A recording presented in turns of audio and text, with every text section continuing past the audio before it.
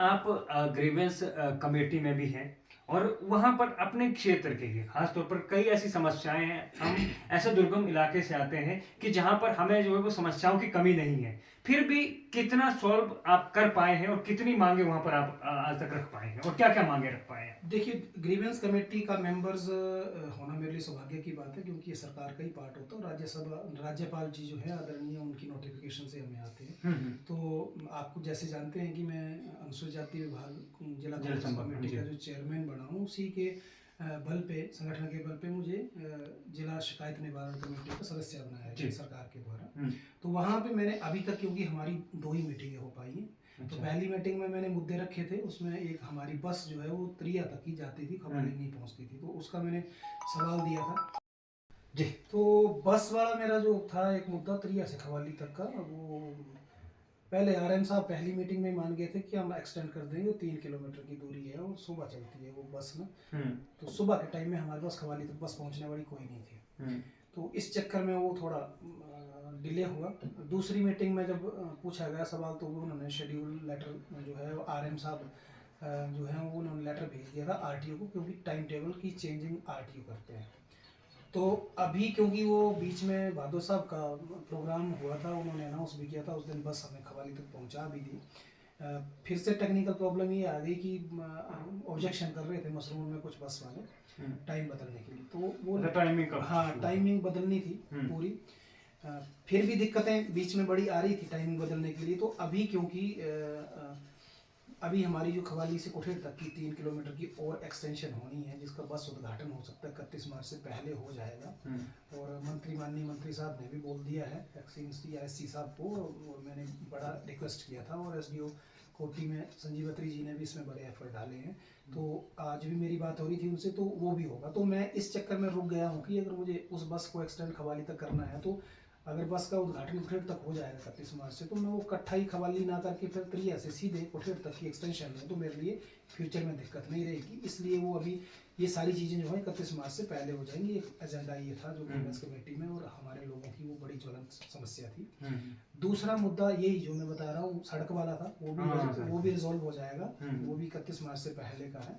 तो हमारी पंचायत जो है, पंचायत घर विशेषकर आज़ादी के 70 वर्षों के बाद भी आज तक हमारी बस नहीं, सुविधा कुठेड़ पंचायत को नहीं मिल पाई है।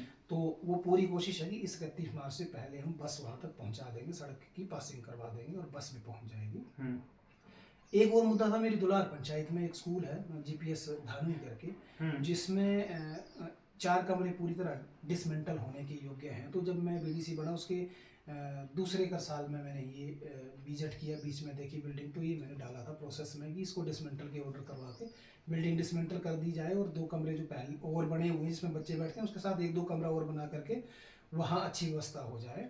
तो वो चलते चलते गया प्रोसेस में, उसका जो है जॉइंट इंस्पेक्शन हो गया है, रिपोर्ट चली गई है एसडीएम के साथ, पर कहीं रुका था तो ग्रीवेंस में उसको ले गया था मैं उसको। तो अभी प्रेजेंट स्थिति भी इसकी ये है कि अभी उसका एस्टीमेट जो है वो पीडब्ल्यूडी विभाग से बन करके डिपार्टमेंट को चला गया है। अभी वहाँ से जैसे ही वो ऑर्डर करेंगे या एस्टीमेट के हिसाब से पैसा देंगे, तो बिल्डिंग डिसमेंटल हो जाएगी, और वहाँ पे ग्राउंड भी बन सकता है बच्चों के लिए, और 2 कमरे जो ऊपर अलग से बने हैं उसमें 1-आध कमरा और भी हम बना देंगे बच्चों की सुविधाओं के लिए। और एक, क्योंकि आपको जैसे विदित है कि मुझे जिला की अनुसूचित जाति विभाग की जिम्मेवारी मिली है शेड्यूल कास्ट की, तो वहाँ पे हमारा मैं पहले टाइम भी इस मुद्दे को प्रमुखता से उठाता रहा हूँ समाज का, कि हमारे चंबा में जाति दुरुस्ती का एक बहुत बड़ा इशू है। बहुत बड़े। हाड़ी जाति के लोगों को 1952 में रिकॉर्ड में उनको आर्या बनाया गया, और वो एक ऐसा कार्यक्रम था जिसमें हमें मतलब जाति प्रथा को ख़त्म करने के लिए इनिशिएटिव लिया गया था। पर प्रॉब्लम ये हो गई कि उन बंदों की कास्ट जो है वो जनरल कैटेगरी में आ गई, आर्या जनरल कैटेगरी में आती है, तो वो जो रिजर्वेशन के जो बेनिफिट्स थे वो ले नहीं पाए। तो उसमें दुरुस्ती को सिंप्लीफाई करने के लिए मैंने कुछ उस टाइम भी सरकार में भी एजेंडे में डलवाए थे। बाद में जब सरकार आई और ग्रीवेंस में आया, तो मैंने, क्योंकि पठानिया जी चेयरमैन है ग्रीवेंस कमेटी चंबा के, जो विधानसभा के अभी अध्यक्ष हैं, और पेशे से वकील हैं, तो उनको सारी टेक्निकलिटी भी पता है। तो पिछली बार पहली मीटिंग में ये मुद्दा डिस्कशन हुआ था, तो उन्होंने 2 सोल्यूशन बताए थे कि एक तो बोला ये दिक्कत है कि पहली बात तो ये है कि उसमें या तो आप चाहते हैं कि आर्या को ही शेड्यूल कास्ट की सब कैटेगरी में शामिल किया जाए, मतलब उपजातियों में शामिल किया जाए, तो वो केंद्र का मुद्दा हो जाता है। और ऐसा कर भी नहीं सकते हैं, क्योंकि आर्या सिर्फ हाड़ी जाति के लोग आर्या नहीं है, कुछ और जनरल कास्ट के लोग हैं जो आर्या हैं पहले से, तो वो सारे के सारे को तो शामिल नहीं कर सकते हैं।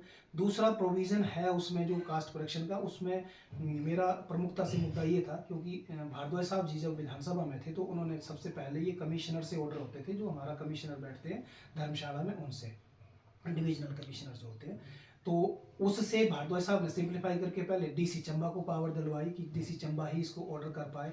उसके बाद दोबारा फिर से और सिंप्लीफाई किया तो एसडीएम को पावर आ गई, तो सब डिवीज़न में ये कास्ट करेक्शन के मुद्दे सॉल्व हो जाते थे। अभी रिसेंट में फिर पीछे क्या हो गया कि इसको फिर से अब एसडीएम से या फिर कमिश्नर से हटा करके इन्होंने सेटलमेंट जो डिपार्टमेंट होता है रेवेन्यू का सेटलमेंट डिपार्टमेंट जो होता है उसको दे दिया है, और सेटलमेंट कमिश्नर बैठता है हमारा धर्मशाला में। तो प्रॉब्लम फिर से यही हो रही है कि चंबा के सारे लोगों को धर्मशाला में जाके पेशी अटेंड करनी पड़ रही है और वहाँ से कास्ट करेक्शन हो रही है।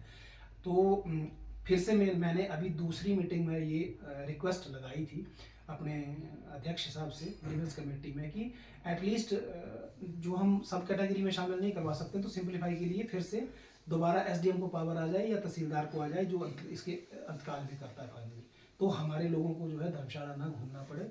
और एक और समस्या इसमें ये है कि जिनके रेवेन्यू रिकॉर्ड पुराने जो है, टाकरे रिकॉर्ड या उर्दू रिकॉर्ड, उनकी कास्ट में हाड़ी निकल आता है या फिर दूसरी ऐसी कैटेगरी निकल आती है जो शेड्यूल कास्ट की लिस्ट में सब कैटेगरी में आती है, तब तो उसकी करेक्शन हो जाती है, पर जिसका रिकॉर्ड ही नहीं मिलता है उसकी नहीं होती है। तो ऐसे भी 50% लोग ऐसे हैं, या फिर 50 से भी ज़्यादा ऐसे लोग हैं जिनके रिकॉर्ड ही नहीं मिलते हैं, ना तो टाकरे ना उर्दू, तो वो आर्य के आर्य ही बने रहे हैं। उनके लिए क्या सोल्यूशन है, उसके लिए अभी क्योंकि थोड़ा सा बड़ा जन आंदोलन करने की जरूरत है, तो उस कैटेगरी का कैसे करना है, या तो फिर ग्राम सभा को पावर मिल जाए, या फिर रेवेन्यू जो अधिकारी हैं वो पब्लिक में एक बयान भी लेते हैं सार्वजनिक कि इनको कौन सी कैटेगरी में समाज में माना जाता है। तो उस तरह का जो प्रोसेस है वो ऑनगोइंग है, पर फिलहाल के लिए जो मैंने रिक्वेस्ट करी है कि इसको फिर से एसडीएम लेवल या तहसीलदार लेवल तक ले आए, ताकि वहाँ से लोगों को इतनी दिक्कतें ना हो धर्मशाला जाने का, खर्चा पानी या टाइम में नहीं जा पा रहे हैं इस तरह का इतने दूर के लिए, क्योंकि कास्ट करेक्शंस इतने दिनों से नहीं हो पा रही हैं, तो बेचारे हमारे दबे कुचले अनपढ़ लोग हैं जो नहीं करवा पाते हैं फॉर्मेलिटीज़ पूरी। तो इसको और सिंप्लीफाई करने के लिए रिक्वेस्ट चली है, लड़ाई जारी है, क्या हो पाता है उस पर तो फिर आगे ही बताया जा सकता है।